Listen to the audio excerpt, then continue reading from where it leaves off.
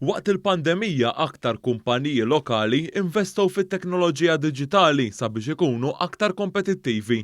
Dan ħareġ fi stħarriġ li għamlet l-Awtorità Maltija għall-Komunikazzjoni li sar bejn aktar minn 430 negozju bejn Diċembru u Jannar li għadda.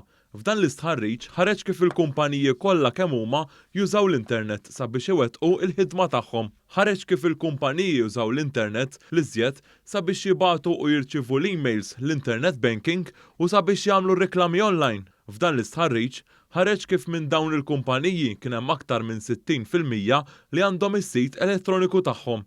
Il-kumpaniji qalu kif huma jinvestu f'sit elettroniku sabiex ikabbru isem il-kumpanija, jipprovdu l-informazzjoni tal-kumpanija u jippromovu s-servizzi tagħhom. F'dan l-istħarriġ ħareġ kif il-kumpaniji użaw l-aktar il-medja soċjali sabiex jirriklamaw, hekk kif dan jintuża minn 76% tal-kumpaniji.